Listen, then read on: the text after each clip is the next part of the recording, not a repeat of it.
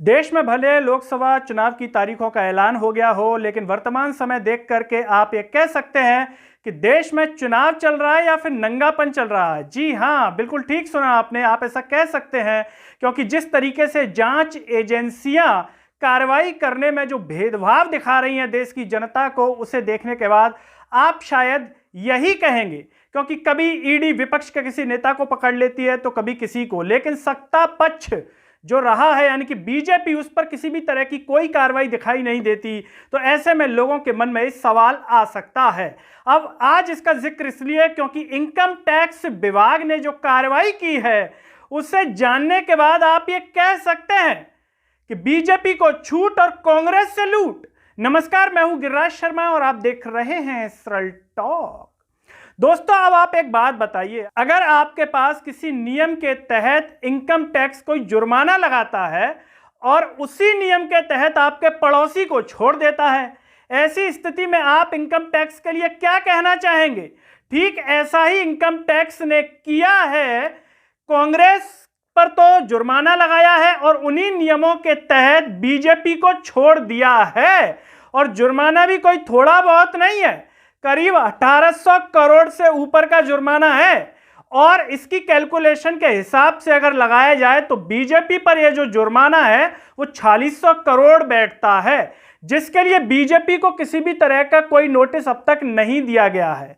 यह आरोप लगा रही है कांग्रेस के जो कोषाध्यक्ष हैं अजय माकन, उनको आप जरा सुन लीजिए।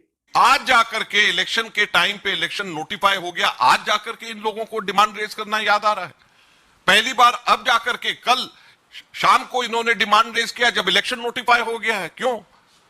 क्या इससे पहले 5 साल कभी भी ये लोग डिमांड रेज नहीं कर सकते थे? अब क्यों डिमांड रेज कर रहे हैं?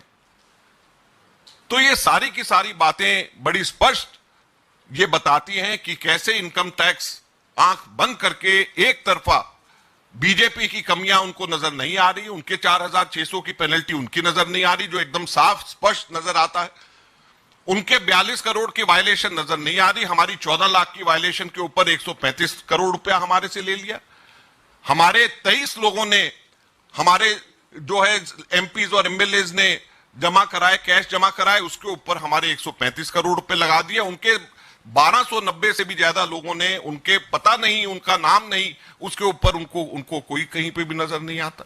तो इसलिए हम लोग आपसे ये कहना चाहते हैं, आज ये समय आ गया है, अगर आप लोग इसको जनता को सही तरीके से नहीं दिखाएंगे और प्रिंसिपल ऑपोजिशन पार्टी को पुराने केसेस, सीताराम केसरी जी के जमाने के केसेस निकाल करके तंग किया जाएगा ताकि हमारे बैंक अकाउंट्स हमारे दोबारा से फ्रीज करे जा सके, ताकि फिर से हम सब लोगों को तंग करा जा सके, तो कैसे हमारे देश के अंदर लोकतंत्र जिंदा रहेगा? ये आप लोगों के सामने की बात है। हम मांग करते हैं इनकम टैक्स से कि 4600 करोड़ रुपए बीजेपी से इसी वक्त उनको नोटिस दिया जाना चाहिए। मैंने आपको पूरे फैक्ट्स, फिगर्स और पूरे उसकी लोकेशंस कहां पे है उसकी मैंने जानकारी आप लोगों को दी है और मैं उम्मीद करता हूं कि इनकम टैक्स डिपार्टमेंट इसी तेजी से कार्रवाई करेगा जैसे तेजी से कार्रवाई उन्होंने कांग्रेस के खिलाफ करी।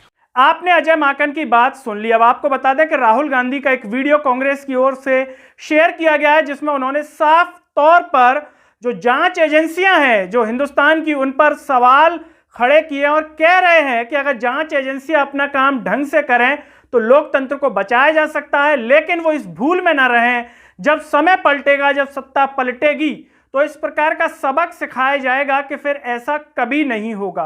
अगर ये इंस्टीट्यूशंस अपना काम करते, अगर सीबीआई अपना काम करती, ईडी अपना काम करती, तो ये नहीं होता। तो उनको ये भी सोचना चाहिए, ये जो सब कर रहे हैं, कि किसी ना किसी दिन बीजेपी की सरकार बदलेगी और फिर कार्रवाई होगी, और ऐसी कार्रवाई होगी कि मैं गारंटी कर रहा हूं ये फिर से कभी नहीं होगा। तो उनको भी सोचना चाहिए। आपने राहुल गांधी की बात को भी सुन लिया और आप हर मामले से देश में परिचित हैं। अब ऐसे में सवाल उठ रहा है कि चुनाव आयोग क्या आंखें मूंद करके बैठा है?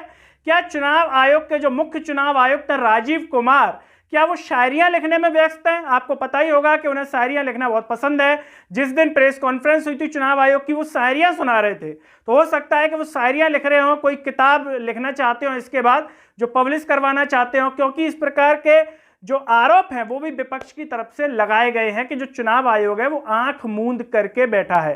दोस्तों, इस मसले पर आप जो भी सोचते हो कमेंट बॉक्स में अपनी राय जरूर दीजिए। इस वीडियो को हर जगह शेयर कीजिए, चैनल को सब्सक्राइब कीजिए, साथ ही साथ सरल टॉक के Facebook, Twitter, Telegram, Instagram page को आप जरूर फॉलो कीजिए। अंत में सभी से एक अपील है कि सरल टॉक को ज्वाइन व थैंक्स बटन के द्वारा सपोर्ट कीजिए, जिससे हम और बेहतर कार्य कर सकें। नमस्कार।